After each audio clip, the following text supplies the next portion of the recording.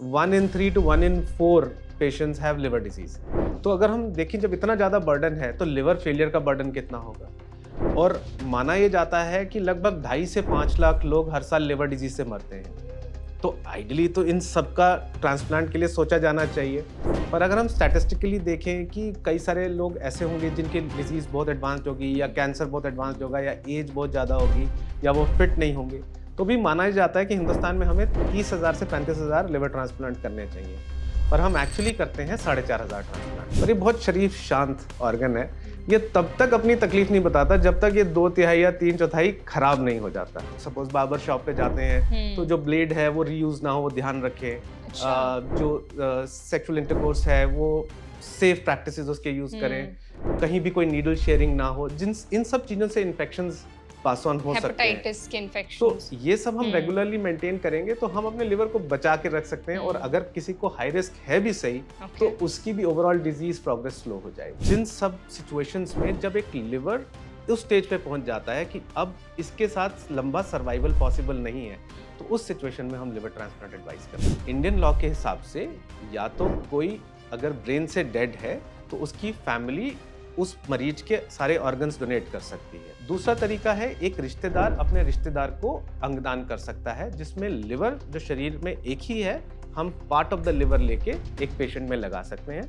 क्योंकि as I said liver की एक इमेंस रीजनरेटिव पावर है। जो हम पार्ट जितना भी निकालते हैं डिपेंडिंग ऑन कितनी मरीज को जरूरत है, वो लिवर का पार्ट ग्रो करके वापस पूरा साइज हो जाता है। कितने टाइम में ग्रो हो जाता है? मोस्ट ऑफ द ग्रोथ जो है वो 4 से 6 हफ्ते में हो जाती है। आप कह सकते हो कि 4 से 6 हफ्ते में 1 के 2 लिवर हो जाते हैं, एक पेशेंट के शरीर में, एक डोनर के शरीर में। डोनर के जो टेस्ट हैं वो एक्चुअली पेशेंट से भी ज्यादा होते हैं। अच्छा। ये देखने के लिए कि डोनर को किसी तरीके का रिस्क तो नहीं है। अगर ब्लड ग्रुप मैचिंग डोनर ना हो तो ऐसे सिचुएशन में हम या तो 2 फैमिलीज के बीच में एक्सचेंज ट्रांसप्लांट करते हैं, जिसमें सपोज किसी का ए ब्लड ग्रुप डोनर है और वो बी रिसिपिएंट है और दूसरी फैमिली में इसका ऑपोजिट है, तो इस फैमिली का डोनर दूसरी फैमिली में, इसका डोनर दूसरी फैमिली में, तो इसको स्वैप ट्रांसप्लांट बोलते हैं। 100 लोगों को इवैल्यूएट करें तो 100 में से 35 डोनर रिजेक्ट हो जाते हैं। सिर्फ 65 ही एक्सेप्ट हो पाते हैं। हमारी कोशिश होती है 6 से 8 घंटे में वो पेशेंट के शरीर में रखा जाए।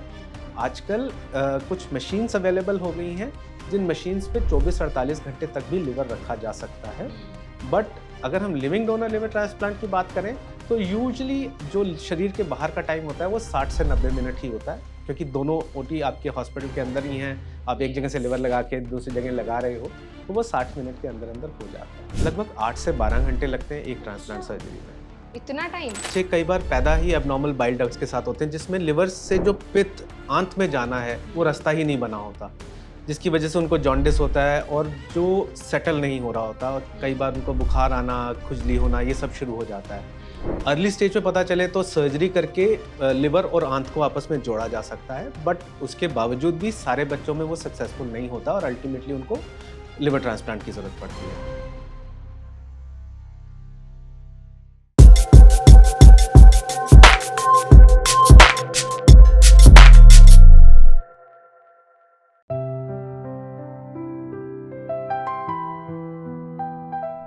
लीवर हमारी बॉडी का सबसे बड़ा ऑर्गन माना जाता है, जो बहुत सारे फंक्शंस हमारी बॉडी में करता है। हमारी बॉडी को डिटॉक्सिफाई करता है, ब्लड शुगर लेवल्स को मेंटेन करता है, और बहुत ऐसे काम हैं जो लीवर हमारी बॉडी में करता है, जिससे हमारी लाइफस्टाइल हेल्दी रह पाती है। लेकिन कई बार हमारी जो गलत आदतें हैं, गलत खान पान है, उनकी वजह से हमारा लीवर बहुत वीक हो जाता है और एक पॉइंट आता है कि लीवर हमारा फेल तक हो जाता है, और इस कंडीशन में हमें पड़ती है ज़रूरत लीवर ट्रांसप्लांटेशन की। आज के हमारे इस एनबीटी स्वास्थ्य चर्चा में हम बात करने वाले हैं लीवर ट्रांसप्लांटेशन की। कब ज़रूरत पड़ती है लीवर ट्रांसप्लांट कराने की, क्या क्या टेस्ट कराए जाते हैं, अगर आपको लीवर ट्रांसप्लांट कराना है तो आपको डोनर कैसे मिलेगा, और क्या आपको प्रिकॉशंस लेने हैं ट्रांसप्लांट के बाद।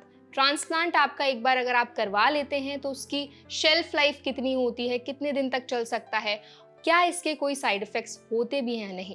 तो आज का सेशन बहुत ज़्यादा इंटरेस्टिंग होने वाला है, बहुत ज़्यादा इन्फॉर्मेटिव होने वाला है। सेशन को एंड तक ज़रूर देखिएगा। Hi, my name is Varsha Dubey and I watching NBT live. तो आज हमारे साथ एनबीटी स्वास्थ्य चर्चा में एक बहुत ही स्पेशल और बहुत ही खास गेस्ट मौजूद हैं। आज हमारे साथ मौजूद हैं vice chairman and HOD HPB surgery and liver transplantation doctor Abhideep Chaudhary. Hello doctor, welcome to NBT live. Thank you, thanks for inviting me here. Pleasure doctor. So जैसे कि मैंने बताया डॉक्टर कि आज के हमारे सेशन में हम बात करेंगे लीवर ट्रांसप्लांटेशन की। तो कहीं ना कहीं हमारी लाइफस्टाइल बहुत चेंज हो चुकी है, बाहर का खान पान और इतनी ज़्यादा सेडेंट्री लाइफस्टाइल हो गई है ना कि हम एक हेल्दी लाइफस्टाइल जी ही नहीं पा रहे हैं। तो सबसे पहला सवाल तो मेरा आपसे ही रहेगा कि लीवर ट्रांसप्लांटेशन की जब हम बात करते हैं तो कब ज़रूरत पड़ती है लीवर ट्रांसप्लांट कराने की? देखिए, लिवर ट्रांसप्लांट डिफरेंट स्टेजेस में डिफरेंट एज ग्रुप्स के लिए अलग अलग रीजंस से हमें ज़रूरत पड़ती है। मैं एक चीज़ आपको हाईलाइट करना चाहूँगा। आपने कहा कि जो हमारा लाइफस्टाइल और हाँ प्रॉब्लम्स जिससे हम जूझ रहे हैं या जी। जो हम गलतियाँ कर रहे हैं, हमें लिवर ट्रांसप्लांटेशन को सिर्फ उसी लाइट में नहीं देखना चाहिए। कई ऐसी बीमारियां भी हैं जिसमें जैसे कुछ बच्चे एबनॉर्मल लिवर के साथ पैदा होते हैं, जिनका मेटाबॉलिक लिवर डिजीज जिसको हम बोलते हैं, या उनकी बाइल डक्ट्स नहीं बनी होती जिसको हम बिलियरी एटरीजिया बोलते हैं। तो ये बच्चों को भी ट्रांसप्लांट की जरूरत पड़ती है। जहां तक हम एडल्ट्स की बात करें, अल्कोहल से होने वाला लिवर फेलियर, वायरल हेपेटाइटिस से होने वाला लिवर फेलियर, अब जो एक नंबर बहुत तेजी से बढ़ रहा है वो है फैटी लिवर से अल्टीमेटली लिवर सिरोसिस होके लिवर फेलियर होना। वो एक कारण है जो बहुत तेजी से बढ़ रहा है, जो आप हाईलाइट करना चाह रहे हैं। पर उसके अलावा भी बहुत सारे रीजन है जो जेनेटिक कॉजेज हैं, जैसे ऑटोइम्यून लिवर डिजीज है, लिवर कैंसर है।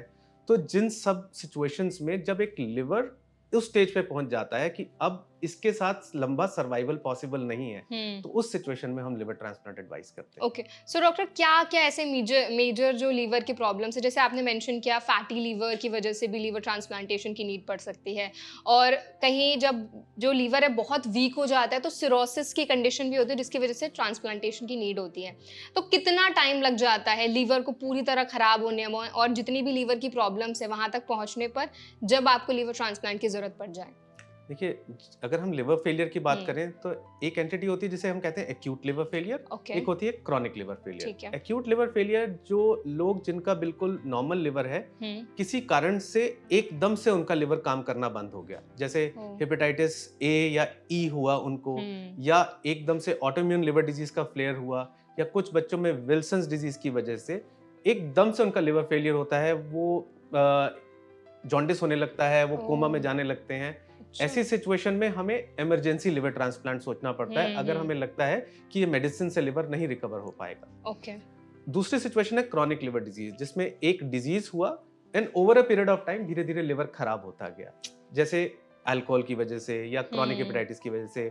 जैसे फैटी लिवर है तो पहले फैट होता है, फिर वो उसमें सूजन होती है, फिर उसमें फाइब्रोसिस होता है, फिर लिवर हार्ड होता जाता है जिसे हम सिरोसिस बोलते हैं। तो ये कितने टाइम में ये होगा, ये डिपेंड करता है कि हमारी बाकी आदतें कैसी हैं। अगर किसी को ऑलरेडी फैटी लिवर है, वो साथ में अल्कोहल भी कंज्यूम कर रहा है, तो ये जल्दी हो जाएगा। बट अगर फैटी लिवर है, फाइब्रोसिस है, लेकिन आप अपना अच्छा लाइफस्टाइल मेंटेन कर रहे हैं, आप अपनी बाकी बॉडी को फिट रख रहे हैं, एक्सरसाइज रेगुलर कर रहे हैं, तो ये प्रोग्रेस स्लो हो जाती है। तो डॉक्टर, इन सारी प्रॉब्लम्स के लिए क्या सिर्फ एक सोल्यूशन लीवर ट्रांसप्लांटेशन ही है, या इनको मेडिकेशन से या लाइफस्टाइल चेंजेस से क्योर किया जा सकता है, रिवर्स किया जा सकता है? इसको आंसर करने से पहले मैं थोड़ा लिवर के बारे में बताना चाहूंगा। बिल्कुल। लिवर हमारे शरीर का एक बहुत महत्वपूर्ण अंग है। आपने जैसे बिल्कुल सही बोला, लगभग 500 फंक्शन से ऑर्गन करता है। हमारे बॉडी का लगभग 2% वेट इज लिवर। अच्छा, बहुत बड़ा ऑर्गन है, लगभग 500 फंक्शंस करता है हमारी बॉडी में। एनर्जी बनाने से लेके, मेटाबॉलिज्म से लेके, गंदगी साफ करने से लेके, सब कुछ इसका काम है। लिवर की एक इमेंस रीजनरेटिव पावर है। आप 70-75% भी किसी का लिवर निकाल दो तो वो बचा हुआ लिवर ग्रो करके पूरा साइज हो जाता है। और ये बहुत शरीफ शांत ऑर्गन है। ये तब तक अपनी तकलीफ नहीं बताता जब तक ये 2/3 या 3/4 खराब नहीं हो जाता। तो इसलिए इसका ध्यान रखना जरूरी है। एक एडवांटेज और है कि अगर हम अर्ली स्टेज पे ये सारी बीमारियां डायग्नोज कर लें तो हम इसको ट्रीट कर सकते हैं आसानी से, तो लिवर ट्रांसप्लांट तक पहुंचने की जरूरत नहीं पड़ेगी।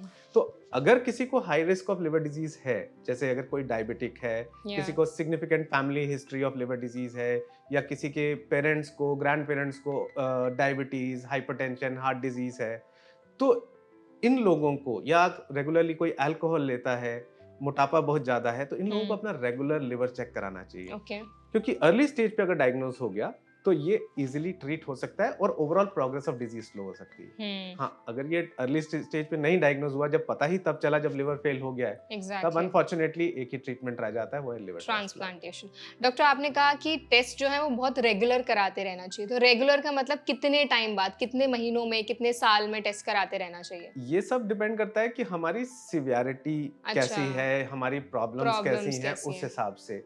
जैसे नई गाड़ी होती है, आप सर्विसिंग के लिए सर्विसिंग लेके इतनी जाते रेगुलर हैं। जरूरत नहीं होती, जैसे जैसे पुरानी होती है आपको ज्यादा जल्दी यस, सर्विसिंग करनी ट्रू। पड़ती है। तो इट ऑल डिपेंड्स ऑन कि ओवरऑल सिचुएशन कैसी है। क्योंकि आई थिंक इंडिया में बहुत एक कॉमन प्रैक्टिस यही है कि जब तक बॉडी में बहुत ज़्यादा तकलीफ ना हो, जब तक हम एक ऐसी स्टेज पे ना आ जाए कि अब टॉलरेट नहीं हो रही है कोई भी चीज़, जी तब तक हम डॉक्टर के पास नहीं जाते ना, तब तक जी हम टेस्ट कराते हैं। और स्पेशली लीवर का आपने जैसे बताया कि बहुत साइलेंट ऑर्गन है, बॉडी पे इतने कुछ मेजर आपको साइंस भी नहीं दिखते हैं। लेकिन apart from all these things, क्या कभी भी ऐसा होता है कि लीवर हमें कोई एक इंडिकेशन दे कि अब मेरा ख्याल रखो, नहीं तो बहुत ज़्यादा सिचुएशन आउट ऑफ कंट्रोल चली जाएगी? देखिए, लिवर जिसको हम जिगर भी कहते हैं, हमारा वो अंग है जो हमारे लिए एनर्जी बनाता है, जो हमें फिट रखता है। एग्जैक्टली। और हमारा जो अपना प्यारा भी होता है, उसको भी हम जिगर का टुकड़ा बोलते हैं। Yes, yes. तो हमें इसका ध्यान रखना बड़ा जरूरी है। और ये एक ऐसी सिचुएशन, जैसे जो मैंने हाई रिस्क फैक्टर्स बताए, उसके अलावा भी एक रेगुलर फिट लाइफ, जिसमें हम ओवरऑल बॉडी को भी फिट रखें और लिवर को भी फिट रखें, जिसमें इंपॉर्टेंट है हम रेगुलर एक्सरसाइज करें, हम अपना वेट कंट्रोल रखें, जैसे हेपेटाइटिस ए और बी के वैक्सीनेशन अच्छे अवेलेबल है, वो वैक्सीनेशन करा के रखें, अल्कोहल ना कंज्यूम करें, और कोई भी मेडिसिन जो बिना किसी क्लिनिशियन से अप्रूव किए बिना ना लें, क्योंकि अननेसेसरी यूज ऑफ मेडिसिन भी लिवर, किडनी, बाकी ऑर्गन्स को खराब कर सकते हैं। और एक अच्छा क्लीन लाइफस्टाइल मेंटेन करें, जिसमें हम hygiene, whether it is food and water related, या एक क्लीन प्रैक्टिसेस, जिसमें आप सपोज बार्बर शॉप पे जाते हैं तो जो ब्लेड है वो रीयूज ना हो, वो ध्यान रखें। अच्छा। जो सेक्सुअल इंटरकोर्स है वो सेफ प्रैक्टिसेस उसके यूज करें, कहीं भी कोई नीडल शेयरिंग ना हो, जिन इन सब चीजों से इन्फेक्शंस पास ऑन हो सकते हैं। हेपेटाइटिस के तो इन्फेक्शंस। ये सब हम रेगुलरली मेंटेन करेंगे तो हम अपने लिवर को बचा के रख सकते हैं। और अगर किसी को हाई रिस्क है भी सही,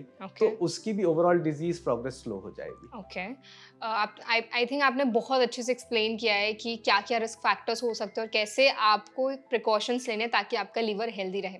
अब डॉक्टर, हम ट्रांसप्लांटेशन की बात करें तो जिनका लीवर खराब हो गया है, समझो कि अब उनका कोई भी ऑल्टरनेटिव ऑप्शंस नहीं है, जैसे आपने बोला कि अगर बहुत सीवियर स्टेज पे पहुंच जाता है तो आपको सिर्फ ट्रांसप्लांट ही एक ऑप्शन है जो पेशेंट के लिए बचता है। तो लीवर ट्रांसप्लांटेशन से पहले क्या पेशेंट के टेस्ट कराए जाते हैं, किस तरह से देखा जाता है कि पेशेंट फिट है भी या नहीं ट्रांसप्लांटेशन के लिए? जब हम इवैल्यूएट करके हमें लगता है कि अब इस मरीज को सिर्फ ट्रांसप्लांट ही उसकी जान बचा सकता है, तो हमारे टेस्ट उस हिसाब से भी किए जा सकते हैं कि क्या ये मरीज ट्रांसप्लांट झेल सकता है कि नहीं झेल सकता। होता क्या है कि लिवर डिजीज जैसे जैसे एडवांस होती जाती है, it is not just the liver, बाकी ऑर्गन फंक्शंस पे भी इफेक्ट आना शुरू हो जाता है।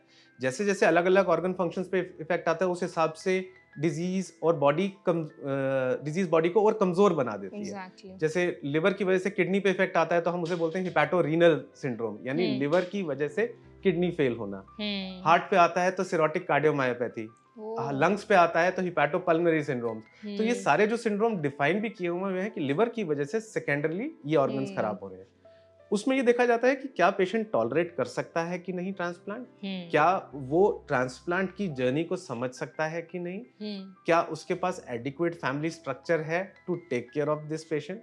उन सारी चीजों से हम डिसाइड करते हैं कि कब और कैसे इनका ट्रांसप्लांट किया जाना चाहिए। ओके, ऑल्सो डॉक्टर, डोनर्स की अगर हम बात करें तो लीवर ट्रांसप्लांटेशन के लिए डोनर्स का क्या क्राइटेरिया रहता है, कैसे मिलते हैं डोनर्स? देखिए, इंडियन लॉ के हिसाब से या तो कोई अगर ब्रेन से डेड है तो उसकी फैमिली उस मरीज के सारे ऑर्गन्स डोनेट कर सकती है। अच्छा। जैसे ब्रेन से डेड का मतलब है कि वो पर्सन वेंटिलेटर पे है, उसका ब्लड फ्लो चल रहा है, लेकिन ब्रेन कंप्लीटली डेड हो सकता है, हो चुका है, वो कभी जागेगा नहीं। तो ऐसी सिचुएशन में heart, lungs, liver, kidneys, intestine, pancreas और बहुत सारे टिश्यूज, आईज सब डोनेट किए जा सकते हैं। इवन आप तो लिम्स भी डोनेट हो सकते हैं। तो उस पर पेशेंट का भी कुछ लगता है कि उनकी परमिशन लेनी चाहिए? पेशेंट तो ब्रेन डेड है, वो तो परमिशन दे नहीं सकता, but near and dear ones जो नेक्स्ट टू किन है वो उसकी परमिशन दे सकते हैं। ओके।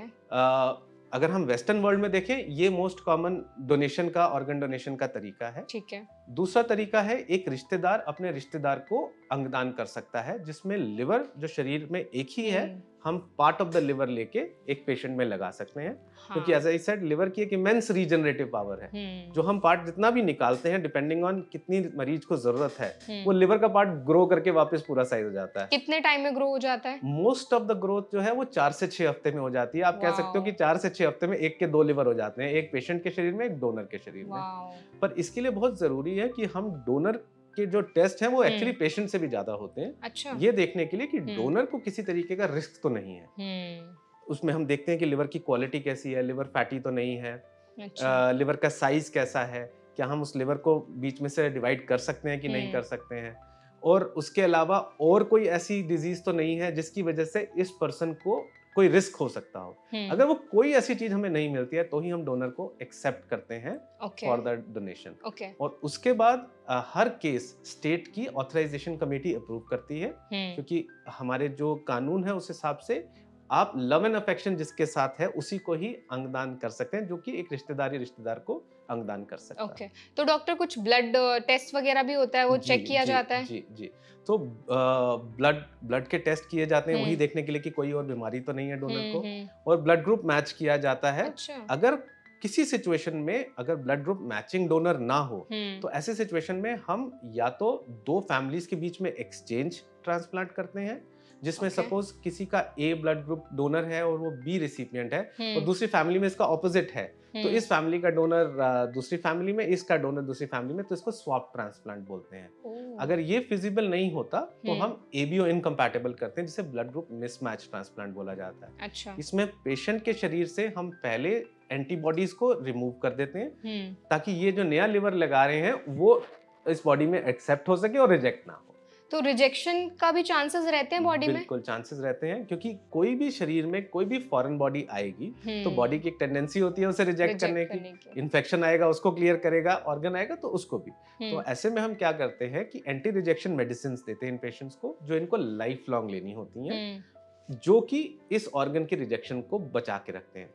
अगर हम बाकी सारे ऑर्गन से कंपेयर करें तो लिवर एक अकेला ऐसा ऑर्गन है जिसमें ओवरऑल एंटी रिजेक्शन मेडिसिन की रिक्वायरमेंट बहुत कम होती है, क्योंकि हमारी बॉडी की इम्यूनिटी को भी ये मॉडिफाई करता है। सो डॉक्टर, ट्रांसप्लांट के बाद क्या जो डोनर है उसको कुछ कॉम्प्लिकेशंस होते हैं बॉडी में? बिकॉज उन्होंने अभी हाल ही में लीवर ट्रांसप्लांट किया है, दूसरे को डोनेट किया है, तो थोड़ा तो वीक होती होगी बॉडी, या कुछ टाइम लगता है उनको हील होने में? तो यूजुअली डोनेशन की सर्जरी के बाद हम 1 हफ्ता हॉस्पिटल में रखते हैं, और 3 से 4 हफ्ते के बाद वो अपने काम पे वापस जा सकते हैं। तो इतना टाइम उनको लगता है कि पूरा तरह से रिकवरेट होने में। ठीक है। जो एक्टिव एक्सरसाइजेज, स्पोर्ट्स, जिमिंग में है, वो 3 महीने बाद अपना नॉर्मल जिम शेड्यूल को वापस कंटिन्यू कर सकते हैं।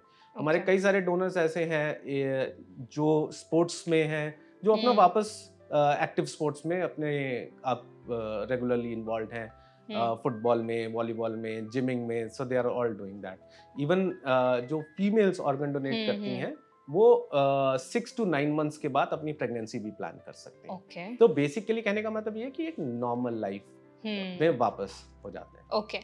सो जैसे डॉक्टर, ये तो हमने बात की डोनर की, लेकिन जो रेसिपिएंट है उसको क्या अगर कोई मेडिकल कंडीशन है, जैसे उनको पहले से कोई ब्लड प्रेशर की प्रॉब्लम है, डायबिटीज है या हार्ट प्रॉब्लम्स हैं, तब उनका ट्रांसप्लांटेशन का क्या कुछ अलग प्रोसीजर रहता है, या पहले इनकी जो ये मेडिकल कंडीशन है उनको ठीक किया जाता है, उन पे काम किया जाता है, उसके बाद ट्रांसप्लांट किया जाता है? देखिए, लिवर, हम फिर उसी पे आ रहे हैं कि लिवर बहुत सारे फंक्शंस करता है। तो ये जो पेशेंट्स हैं, ये अक्सर इनमें डायबिटीज काफियों में पहले से ही होता है, ब्लड प्रेशर की भी कुछ लोगों में प्रॉब्लम होती है, बट इससे सर्जरी में कोई फर्क नहीं पड़ता। एंड इनको बाद में सर्जरी के बाद वही मेडिसिन्स, जो ब्लड प्रेशर की, शुगर की मेडिसिन्स कंटिन्यू रखनी होती है। और अगर डॉक्टर टाइम पर लीवर ट्रांसप्लांट ना कराया जाए तो क्या कॉम्प्लिकेशंस हो सकते हैं बॉडी में?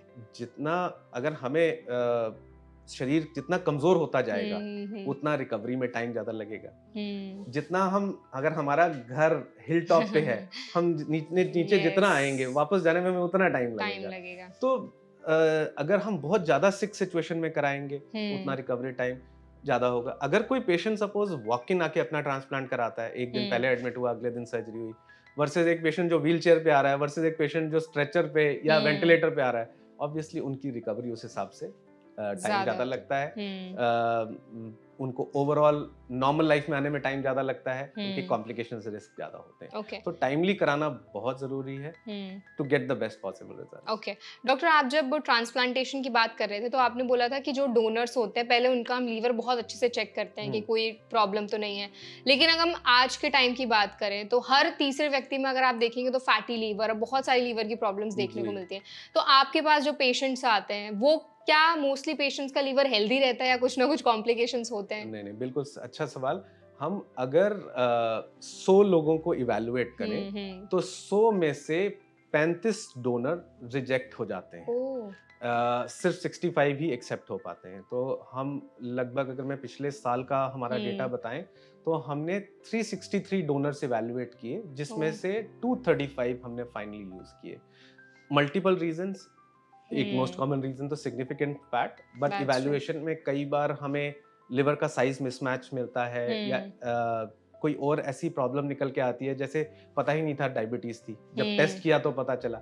तो ये सब कई सारे कारण हैं जिसकी वजह से रिजेक्ट हो जाता है। बट जैसे मैंने बताया, लिवर रीजनरेट अच्छा करता है अगर हम लाइफस्टाइल पे वर्क करें।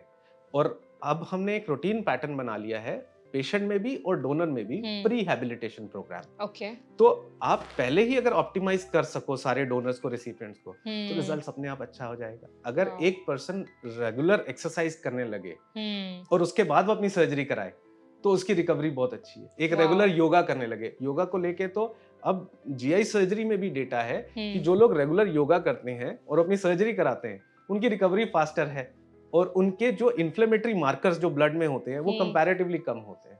वाओ। तो अगर किसी डोनर का बॉर्डरलाइन सा फैटी है, माइल्ड सा फैटी है, तो उनको हम डाइट एक्सरसाइज रेजिम पे रखते हैं। ठीक है। वंस वी प्रूव कि वो सब ठीक हो गया है, तो ही हम उन्हें डोनर की तरह एक्सेप्ट करते हैं। ओके मतलब डोनर को भी हेल्दी रहना बहुत ज़्यादा इम्पोर्टेंट है जी, और दोनों साइड्स का कहीं ना कहीं पार्ट अच्छे से मैनेज किया जाता है। बिल्कुल। सो डॉक्टर, अगर डोनर ने एक बार लीवर डोनेट किया है, क्या वो मल्टीपल टाइम्स कर सकते हैं डोनेट?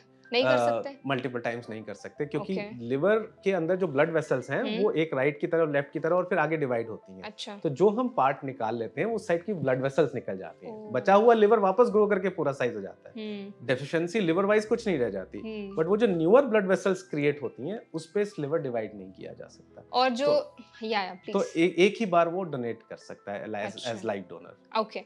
और जो डॉक्टर रेसिपिएंट है उनका लीवर जब ट्रांसप्लांट हो चुका होता है उसकी कितनी शेल्फ लाइफ होती है, कितने टाइम तक चलता है एक लीवर?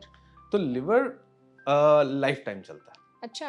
अगर हमारे पास ऐसा कोई कारण ना हो कि उसको दोबारा डिजीज हो जाए, तो उसकी वजह से आने वाले टाइम में प्रॉब्लम नहीं होती। अगर कोई अल्कोहल की वजह से किसी का लिवर खराब हुआ हो, ट्रांसप्लांट के बाद वो गलती से दोबारा अल्कोहल ले ले, तो फिर तो वो खराब हो गई। Exactly. बट अगर वो अपना लाइफस्टाइल अच्छा मेंटेन करे, रेगुलर मेडिसिन, रेगुलर फॉलोअप रखे, तो आज की डेट में ऐसे भी लोग हैं जिनके 40-40 साल क्रॉस हो चुके हैं लिवर ट्रांसप्लांट के। वाओ। तो ओवरऑल लिवर की एजिंग नहीं होती, एंड अगर हम मेंटेन करें तो इसके बाद लिवर रिलेटेड प्रॉब्लम्स नहीं होती। जो इंसान, उसकी अगर डेथ कल को होती है तो वो एजिंग रिलेटेड अदर कॉजेस से। लेकिन जैसे बाकी बॉडी के पार्ट्स जब ट्रांसप्लांट होते हैं, जैसे किडनी ट्रांसप्लांट होता है, उसकी भी एक पर्टिकुलर शेल्फ लाइफ होती है कि 15 से 20 साल तक ये चल जाएगा।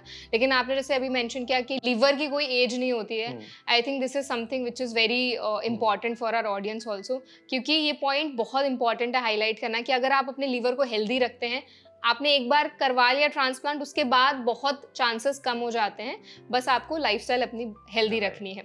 सो डॉक्टर, आफ्टर ट्रांसप्लांटेशन और क्या क्या प्रिकॉशंस है जो हमारी ऑडियंस ले सकती है जिससे उनका ट्रांसप्लांटेशन का जो सक्सेस रेट है वो काफ़ी बढ़ जाए और लीवर डिजीज उनको आगे जाके ना हो?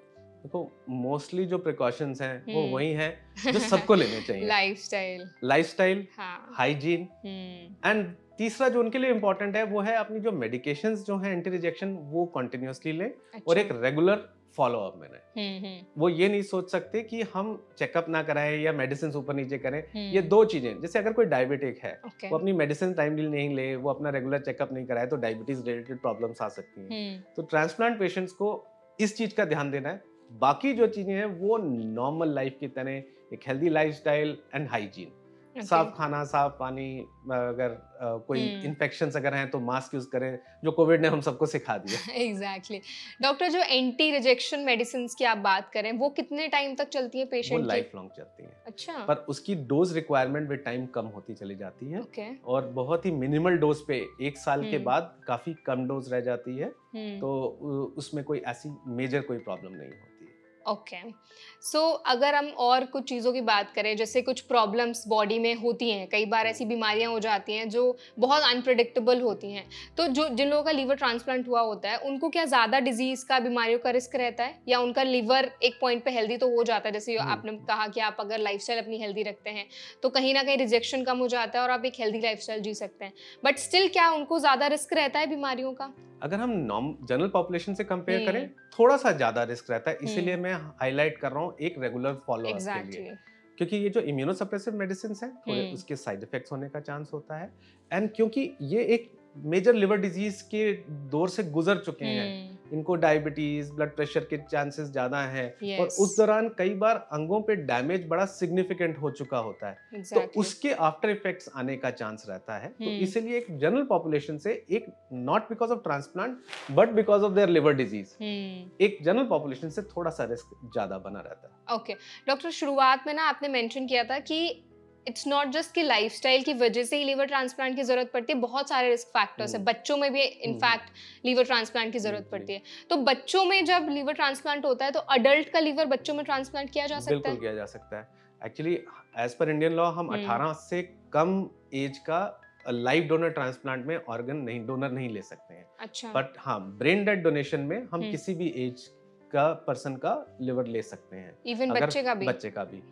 तो बच्चों में एडल्ट का लिवर लग सकता है, और इनफैक्ट जब हम छोटे बच्चों का ट्रांसप्लांट करते हैं, जब बड़ों का करते हैं तो हमें होता है कि एडिक्वेट साइज ऑफ लिवर मिल सके। बच्चों में ये होता है कि साइज इतना होना चाहिए कि उसके पेट में फिट हो सके। कि जब एडल्ट का लिवर हम लेते हैं तो उसको हम छोटा करके फिर इम्प्लांट करते हैं। अब छोटा करने के लिए बड़ा जरूरी है कि हमें उसको बहुत और ज्यादा डिटेल्ड एनालिसिस करना होता है। इवन जो लेफ्ट पार्ट का लिवर भी है, वो कई बार छोटे बच्चे, जब हम 3 महीने 4 महीने 5 महीने के बच्चे का ट्रांसप्लांट करते हैं तो उसमें फिट करना मुश्किल होता है। 3 महीने 4 महीने के बच्चे का भी ट्रांसप्लांट? जी। So depending on the need, 3-4 दिन के बच्चों का भी ट्रांसप्लांट हुआ है, डिपेंडिंग ऑन कितनी सिकनेस ऑफ डिजीज है, किस कारण से लिवर फेल हुआ है, तो उस हिसाब से आपको लाइफ सेविंग। और दूसरा, बच्चों में एक और इम्पोर्टेंट चीज होती है कि इनकी ग्रोथ भी नॉर्मल होनी चाहिए। सो टाइमिंग उनके लिए और ज्यादा इम्पोर्टेंट हो जाता है कि अगर बच्चा बच तो गया पर ग्रो नहीं किया तो उतना ट्रांसप्लांट का बेनिफिट नहीं दे पाए। ट्रांसप्लांट का सच्चा बेनिफिट बच्चों में ये है कि लाइफ भी बचे और वो एक नॉर्मल बच्चे की तरह ग्रो करे, कल को अपना नॉर्मल लाइफ में रहे, और अगर कोई फीमेल है तो वो अपना प्रेगनेंसी, डिलीवरी सब कुछ कर सके। तो इसके लिए टाइमिंग इज वेरी इंपॉर्टेंट। और जैसे मैंने बताया कि छोटा लिवर लगा के हम इजीली क्लोज कर सके।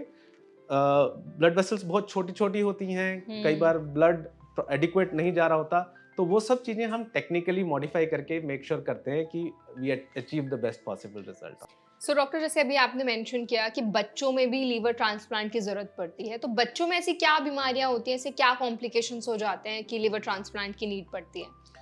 जैसे मैंने बताया कि बच्चे कई बार पैदा ही एबनॉर्मल बाइल डक्ट्स के साथ होते हैं, जिसमें लिवर से जो पित्त आंत में जाना है वो रास्ता ही नहीं बना होता, जिसकी वजह से उनको जॉन्डिस होता है और जो सेटल नहीं हो रहा होता, और कई बार उनको बुखार आना, खुजली होना, ये सब शुरू हो जाता है। अर्ली स्टेज पे पता चले तो सर्जरी करके लिवर और आंत को आपस में जोड़ा जा सकता है, बट उसके बावजूद भी सारे बच्चों में वो सक्सेसफुल नहीं होता और अल्टीमेटली उनको लिवर ट्रांसप्लांट की जरूरत पड़ती है। उसके अलावा कई बच्चे पैदा होते हैं मेटाबॉलिक लिवर डिजीज के साथ, जिनमें लिवर एंजाइम्स में कुछ डेफिशिएंसी होती है, जिसकी वजह से उनका ग्रोथ प्रॉपर्ली नहीं हो पा रहा होता। या कई ऐसी बीमारियां हैं जिसकी वजह से ना सिर्फ लिवर बट किडनी पे ज्यादा इफेक्ट हो रहा होता है, और किडनी में स्टोन्स बनने शुरू हो जाते हैं और किडनी फेलियर में चली जाती है। तो ऐसी सिचुएशन में उनको लिवर ट्रांसप्लांट ही उनके लिए लाइफ सेविंग होता है। और कुछ सिचुएशंस में जब किडनी भी फेल होने लगती है तो हमें लिवर और किडनी दोनों को साइमल्टेनियसली बदलना पड़ता है। अच्छा, दोनों चीजें एक साथ भी बिल्कुल, ट्रांसप्लांट होती हैं? बिल्कुल, तो बिल्कुल। बॉडी पे क्या ज़्यादा प्रेशर पड़ता है उस टाइम पे या हुँ। रिजेक्शन का रेट ज़्यादा रहता है? देखिए, ऑप्शन ही हमारे पास वही होता है उसमें लाइफ सेविंग के लिए कि आप हुँ, अगर अकेला लिवर बदलेंगे एंड किडनी नहीं काम कर रही तो डायलिसिस पे रखना पड़ेगा यस, एंड उससे लिवर पे भी इफ़ेक्ट आ सकता है। तो बेस्ट ये रहता है ऐसे में दोनों ऑर्गन्स रिप्लेस किए जाएँ। ओके। सो जब बच्चों की रिकवरी की अगर हम बात करें तो उनको रिकवर होने में कितना टाइम लग जाता है ट्रांसप्लांटेशन के बाद? बच्चे कंपैरेटिवली फास्टर रिकवर करते हैं क्योंकि ओह! बच्चों में जो हीलिंग कैपेसिटी अच्छी हाँ, होती है। हाँ। आपने देखा होगा बच्चों को अगर कट भी लगे, आप स्टिच भी हुँ, लगाओ तो वो उनके घाव बड़ी जल्दी भर जल्दी जाते हैं ठीक हो और जाते दिखते भी हैं। कम हैं। हुँ, तो इनकी रिकवरी अच्छी होती है और लॉन्ग टर्म सस्टेनेबिलिटी भी बढ़िया रहती है। हुँ, ओनली इम्पोर्टेंट थिंग इज़ जब बच्चे जिनका ट्रांसप्लांट होता है, उनको हम मेंटेन करते हैं, उनको भी लाइफ लॉन्ग मेडिसिन्स तो चाहिए, पर उनको थोड़ी-सी कभी-कभी साइकोलॉजिकल हेल्प की ज़रूरत होती है। ओके। क्योंकि उनका एक स्कार है, जब वो बाकी बच्चों के साथ खेलने जाते हैं या हुँ, कभी वो स्विमिंग पूल वगैरह में जाते या हैं, तो वो एक्सपोज़र होता है, ताकि उनके मानसिक रूप से उनको कोई इफ़ेक्ट ना आए और हुँ, वो एक नॉर्मल बच्चों की तरह ग्रो कर सकें और नॉर्मल लाइफ़ लीड कर सकें। So we wow! Make sure medical part के साथ-साथ हम growth both physical as well as mental growth की तरफ भी ध्यान देते हैं। ओके। और हम देखें ये बच्चे बिल्कुल नॉर्मल तरीके से ग्रो करते हैं और हुँ। नॉर्मल लाइफ़ लीड करते हैं। वाओ!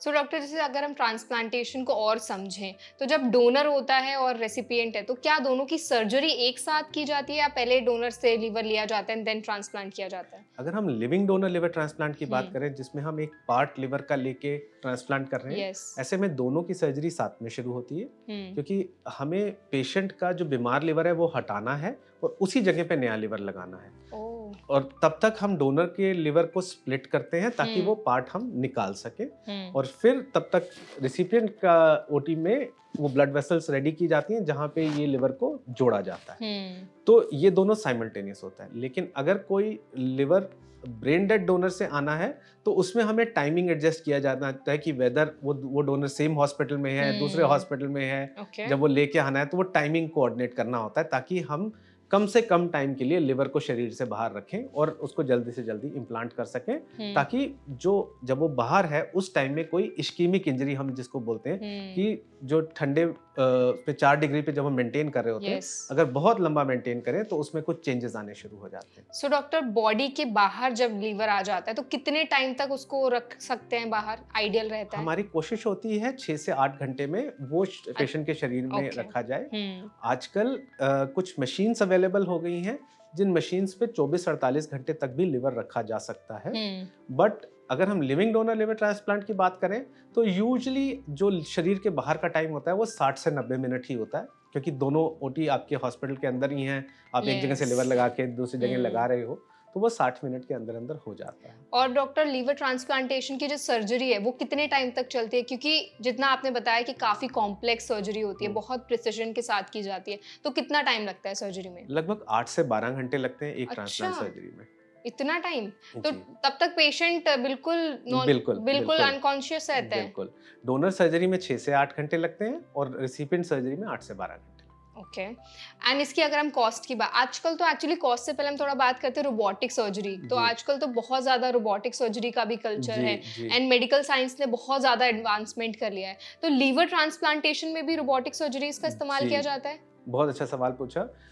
ऑफ लेट रोबोट हुँ। बेसिकली सबसे पहले समझना ये है कि रोबोट सर्जरी नहीं कर रहा है। हाँ, यस लोगों को ये लगता है बहुत कि बड़ा रोबोट मिथ है। सर्जरी कर रहा है, यस। बट रोबोट को कंट्रोल एक सर्जन कर रहा होता है, हुँ। इसलिए इसका वर्ड यूज किया होता है रोबोटिक असिस्टेड सर्जरी कि रोबोट की असिस्टेंस आपको मिल ओह! रही है ताकि आप जब आप मनूवर्स कर रहे हैं तो हुँ। रोबोट उसको और फाइनली कर सके।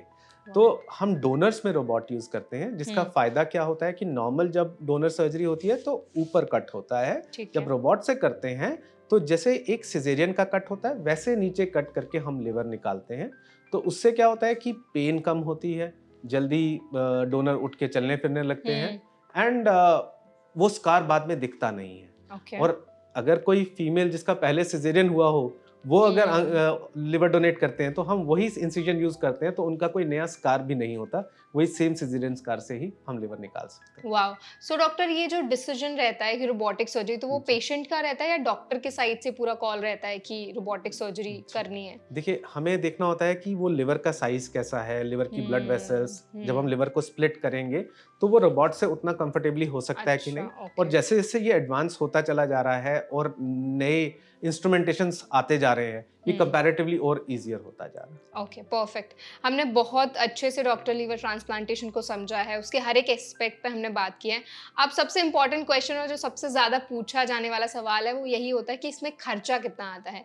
क्योंकि ट्रांसप्लांटेशन की जब भी बात आती है तो लोगों को लगता है सिर्फ जिनके पास बहुत पैसा है, जो बहुत ज़्यादा रिच फैमिली से बिलोंग करते हैं, वही ट्रांसप्लांटेशन करा सकते हैं। लेकिन क्या ये मिथ है? क्या नॉर्मल पब्लिक जो है, जनरल पेशेंट्स हैं, वो भी ट्रांसप्लांट के लिए गो फॉरवर्ड जा सकते हैं? बिल्कुल जा सकते हैं। कॉस्ट पे आने से पहले मैं एक कारण आपको बताना चाहूँगा क्यों ट्रांसप्लांट्स लोग नहीं करा पाते हैं। ओके। अगर हम बात करें हमारे देश की, और आपने मेंशन भी किया कि हमारे देश में लिवर डिजीज बहुत ज़्यादा है। Yes. 1 in 3 to 1 in 4 patients have liver disease. तो अगर हम देखें, जब इतना ज़्यादा बर्डन है तो लिवर फेलियर का बर्डन कितना होगा। और माना ये जाता है कि लगभग 2.5 से 5 लाख लोग हर साल लिवर डिजीज से मरते हैं। तो आइडियली तो इन सब का ट्रांसप्लांट के लिए सोचा जाना चाहिए। पर अगर हम स्टैटिस्टिकली देखें कि कई सारे लोग ऐसे होंगे जिनकी डिजीज बहुत एडवांस्ड होगी, या कैंसर बहुत एडवांस्ड होगा, या एज बहुत ज़्यादा होगी, या वो फिट नहीं होंगे, तो भी माना जाता है कि हिंदुस्तान में हमें 30,000 से 35,000 लिवर ट्रांसप्लांट करने चाहिए। पर हम एक्चुअली करते हैं 4,500 ट्रांसप्लांट। ऑल्दो अगर हम उसको नंबर को दूसरे नजरिए से देखें तो दुनिया में सबसे ज्यादा living donor liver transplant India में होते हैं। और यहाँ पे ना सिर्फ इंडिया से, लगभग बहुत सारे देशों से लोग सीखने भी आते हैं और अपना इलाज कराने भी आते हैं। इंडिया में आते हैं? जी। तो पर वो रिक्वायरमेंट और इसमें जो डेफिसिट है उसका कारण कई सारे हैं। एक मिथ कि अभी भी लोग कई बार पूछते हैं क्या ट्रांसप्लांट सक्सेसफुल है। ट्रांसप्लांट बहुत सक्सेसफुल है। 80% पेशेंट 10 साल या उससे बियॉन्ड लंबा नॉर्मल लाइफ लीड करते हैं। दूसरा, लोग सोचते हैं कि अगर मैंने लिवर दान किया तो क्या मैं बचूंगा। जैसे मैंने बताया, लिवर रीजनरेट हो जाता है, आप आराम से 70% डोनेट कर सकते हैं और आपको कोई लाइफ में प्रॉब्लम नहीं होगी। तीसरा, जो आपने मेंशन किया, कॉस्ट। आज की डेट में इतने सारे एवेन्यूज हैं, कॉस्ट हर चीज का इन्फ्लेशन के साथ बढ़ा है। लिवर ट्रांसप्लांट ऐसा प्रोसीजर है जिसका पिछले 8-9 साल में मुझे नहीं लगता कॉस्ट बढ़ी है किसी भी तरीके से। दूसरा, जो गवर्नमेंट के प्लान्स हैं, chief minister scheme, prime minister scheme, वो फंड्स भी प्रोवाइड करते हैं अगर लोग अप्लाई करें उन फंड्स के लिए। फिर बहुत सारी इंश्योरेंस स्कीम्स हैं जो प्रोवाइड करती हैं, क्राउड फंडिंग है। तो अगर जो कहते हैं जहाँ चाह वहाँ रहा, तो आज की डेट में बहुत रहा है। आपको बस सोचना है। हमारे पास कई बार पेशेंट्स पहुंचते हैं, वो ये आके बात करते हैं कि काश हमें किसी ने 6 महीने पहले ट्रांसप्लांट के बारे में बता दिया होता तो हमने अब तक करा लिया होता। तो इन्फॉर्मेशन ना मिल पाना, अवेयरनेस नहीं है, वो एक मेजर रीजन है कि लोग ट्रांसप्लांट तक नहीं पहुंच पाते, जिसमें फैमिली में फिट डोनर भी है, अफोर्ड भी कर सकते हैं, लेकिन अवेयरनेस ना हो पाना। ऑल्सो डॉक्टर, कई बार ना राइट गाइडेंस भी नहीं मिल पाता है। जैसे आपने पहले मेंशन किया था कि लीवर ऐसे कोई साइंस बॉडी पे देता नहीं है, जिसकी वजह से सिचुएशन बहुत ज्यादा डिले हो जाती है और फिर पेशेंट को लगता है कि अब नीड नहीं है। और जो भी आपने फैक्टर्स मेंशन किए वो बहुत ज्यादा वैलिड है एक्चुअली। सो डॉक्टर, अब हम थोड़ा बात करते हैं डाइट पे, क्योंकि लीवर का डाइट से एकदम डायरेक्ट कनेक्शन है। हम क्या खाते हैं, किस तरह की लाइफ जीते हैं, हमारे लीवर पे बहुत ज़्यादा इन सारी चीज़ों का इम्पैक्ट पड़ता है। उसी हिसाब से हमारा लीवर काम करता है। तो अगर हम बात करें लीवर के लिए कुछ टॉक्सिक फूड्स की बात करें, तो क्या मेजर ऐसे फूड्स हैं जो हमारे लीवर के लिए बहुत अनहेल्दी होते हैं? स्पेशली जिन्होंने लीवर ट्रांसप्लांट कराया, उन्हें वो चीज़ें नहीं खानी है और मॉडरेशन में खानी है। जी, सबसे पहली चीज़ तो अल्कोहल, हो सके तो बिल्कुल ना लें, और ट्रांसप्लांट के बाद तो बिल्कुल ही नहीं ले सकते। दूसरा, एक फैट इन द डाइट, हमें फैट को रिस्ट्रिक्ट करना ही है।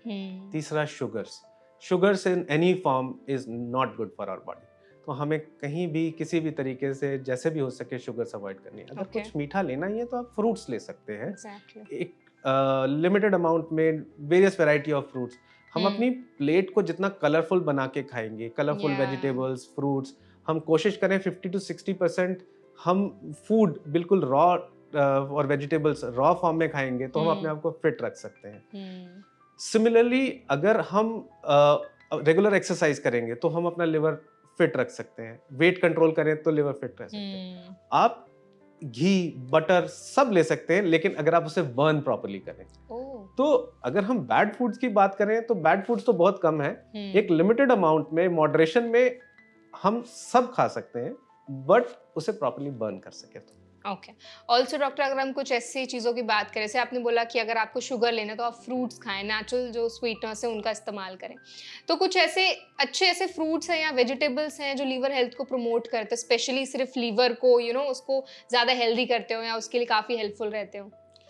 पर्टिकुलरली ऐसे मैं नहीं कहूँगा, पर मैं कहूँगा कि अगर हम बैलेंस डाइट मेंटेन कर रहे हैं, जिसमें हम मिलेट्स की बात करें, मिलेट्स का यूजेज बढ़ाएं, हम व्हीट पे अकेला लेबल ना करें, क्योंकि हमें, अगर हम ग्लाइसेमिक इंडेक्स की बात करें, कौन से ग्रेन्स ऐसे हैं जिससे एकदम से हमारी बॉडी शुगर नहीं बढ़ती, तो वो मिलेट्स हैं। व्हीट से हमारी बॉडी शुगर बढ़ सकती है, राइस से बढ़ सकती है, लेकिन मिलेट से नहीं बढ़ेगी। तो मिलेट्स कंजम्पशन बढ़ा सकें। फ्रूट्स में एप्पल हुआ, पपाया हुआ, या इस तरीके के जितने फ्रूट्स हैं उस पे हम फोकस कर सकते हैं। सैलड्स पे फोकस कर सकते हैं, जैसे सेट की कलरफुल प्लेट जिसमें हमारे different colour of fruits and salads हो, तो उससे हम अपने लिवर को हेल्दी रख सकते हैं। नट्स, पर्टिकुलरली वॉलनट्स बहुत अच्छा सोर्स है हमारी बॉडी के लिए, जो यूटिलाइज करना चाहिए। तो ये इस तरीके से अगर हम मेंटेन करेंगे तो we can definitely have a better life. बाकी जहाँ तक हम ऑयल्स की बात करें, जिन ऑयल्स का बॉइलिंग पॉइंट जिसपे वो बर्न होने लगे, एक बर्निंग इंडेक्स होता है ऑयल का, वो जितना हाई होगा वो ऑयल बेटर होते हैं। फॉर एग्जांपल मस्टर्ड ऑयल, वो बहुत देर में जाके गर्म होता है। अच्छा। तो ये हमारे लिए बेटर हैं। बाकी वैसे भी बाकी ऑयल्स भी यूज करें, ऑन रोटेशन यूज करें, ताकि हर ऑयल की एक अपनी बेनिफिट है, लेकिन उसको उसके बर्निंग पॉइंट तक ना लेके जाए। ओके। ऑल्सो डॉक्टर, जैसे जब डाइट की बात आती है तो नॉनवेज को लोग बहुत विलनाइज करते हैं, हमेशा लगता है कि हमारे बॉडी के लिए सही नहीं है। बहुत सारे ओपिनियंस हैं नॉनवेज डाइट को लेकर के। तो स्पेशली जिन्होंने लिवर ट्रांसप्लांट करवाया, क्या वो ट्रांसप्लांट के बाद नॉनवेज वगैरह, एग वगैरह ले सकते हैं अपनी डाइट में? बिल्कुल ले सकते हैं। एग हुआ, chicken, fish, that is something वो ले सकते हैं, प्रोवाइडेड हम उसको जो बनाने का तरीका है, इसमें प्रॉब्लम इन चीजों में नहीं है, but how they are cooked, when they are cooked with lot of oils and masala, तो उससे वो प्रॉब्लम ज्यादा है रादर देन यूटिलाइजिंग। हाँ, रेड मीट हम सजेस्ट करते हैं कि मिनिमाइज करके रखें या अवॉइड करें। फिश खा सकते हैं? Fish, egg and chicken is okay. Okay. So doctor, I think हमारा ये सेशन बहुत ज़्यादा इंसाइटफुल था। आपने हर एक सेगमेंट पे बहुत अच्छे से गाइड किया हमारी ऑडियंस को, हर एक पॉइंट को टच किया और बहुत ही सिंपल लैंग्वेज में इंफॉर्मेशन हमारी ऑडियंस तक पहुंचाई है। एट लास्ट कोई मैसेज आप हमारी ऑडियंस को देना चाहेंगे जिनको अपनी एक हेल्दी लाइफस्टाइल जीनी है, जिनको अलग अलग बीमारियों से या लीवर की जितनी भी बीमारियां हैं उससे खुद को बचा कर रखना है, कुछ ऐसे प्रिकॉशनरी स्टेप्स हैं वो ले सकते हैं? मैं 2 इंपॉर्टेंट चीजें बोलना चाहूँगा। परफेक्ट। लिवर, जिगर सबसे इम्पोर्टेंट है, इसको अपने फिट रखेंगे, आपके बाकी डिजीजेस भी कम होंगी। लिवर फैटी होगा, फैटी होने के बाद वो आगे डिजीज में कन्वर्ट होगा। इन पेशेंट्स में डायबिटीज वर्सन होगी, बोन डिजीज खराब होगी। तो अगर हम अपने लिवर को फिट रखते हैं, जो चीजें हमने सब डिस्कस की हैं, आप एक अच्छी लाइफ लीड कर सकते हैं। दूसरी चीज एक जो मैं हाईलाइट करना चाहता हूँ वो है ऑर्गन डोनेशन। जैसे मैंने बताया कि हमारे देश में लाखों लोग लिवर डिजीज से मरते हैं, इससे कहीं ज़्यादा लोग किडनी फेलियर से ग्रस्त हैं। ये सब इसलिए नॉर्मल लाइफ में नहीं आ पाते क्योंकि उतने ऑर्गन्स अवेलेबल नहीं है। हर एक के पास इतना लकी नहीं होता कि फैमिली में कोई पर्सन डोनेट कर सके। और जो हमारे अंग है ना, वो जलाए या दफनाए जाते हैं, उसकी जगह अगर हम इसको यूटिलाइज कर सकें, किसी और को दान कर सकें, और उन सबकी जिंदगियां, और उनकी एक्चुअली अगर हम देखें तो हमारे मोस्टली जो लिवर फेलियर के पेशेंट्स हैं वो अपने प्रोडक्टिव एज ग्रुप में हैं, जिनके छोटे बच्चे हैं, जिनकी फैमिलीज उन पर डिपेंडेंट है। अगर उनको वो अंग मिल जाए तो वो एक नॉर्मल लीड कर सकेंगे, लाइफ लीड कर सकेंगे। वो अपने बच्चों को बड़ा होता देख सकेंगे, वो अपने बच्चों की शादियां करा सकेंगे, उनको पढ़ा सकेंगे। तो ये करना हमारे लिए बहुत ज़रूरी है। और आप लोगों के माध्यम से मैं यही रिक्वेस्ट करूंगा, जितना हो सके हम अगर ऑर्गन डोनेशन पे और अवेयरनेस कर सकें, क्योंकि होता क्या है कि जब तक ये ऑर्गन डोनेशन का डिस्कशन हमारे डेली के डिनर टेबल पे नहीं आएगा, तब तक ये रियलिटी में नहीं कन्वर्ट हो। Exactly. Thank you so much doctor. I think जो भी आपने मैसेज आप हमारी ऑडियंस को दिया है वो काफ़ी एक थॉट प्रोवोकिंग है कि अगर जब तक आप बात नहीं करेंगे उस चीज़ के बारे में, अवेयरनेस नहीं फैलेगी। और आई एम श्योर आपकी इस बात के बाद काफ़ी सारे लोग अब अवेयर होंगे और उनके मन में भी आएगा ऑर्गन डोनेशन को लेकर पॉजिटिव आएगा कि ठीक है, हम जैसे आपने मेंशन किया कि आपके जो बॉडी है वो दफन ही होनी है, इससे बेटर आप किसी को डोनेट कर दे ताकि वो एक अपनी अच्छे से लाइफ जी पाए। Thank you so much for coming and I think ये सेशन बहुत ज़्यादा इंसाइटफुल था। मुझे बहुत कुछ एक्चुअली सीखने को मिला, हमारी ऑडियंस को बहुत नई चीज़ें पता चले। Thank you so much for your time. Thank you for having me. I hope आज का सेशन आपको हेल्पफुल लगा होगा। अगर सेशन आपको पसंद आया हो तो वीडियो को लाइक करें। कोई सवाल आप हमसे पूछना चाहते हैं तो कमेंट सेक्शन में ज़रूर बताएं, और ऐसे और भी हेल्थ पॉडकास्ट देखने के लिए हमारा चैनल NBT लाइफ को सब्सक्राइब करना ना भूलें।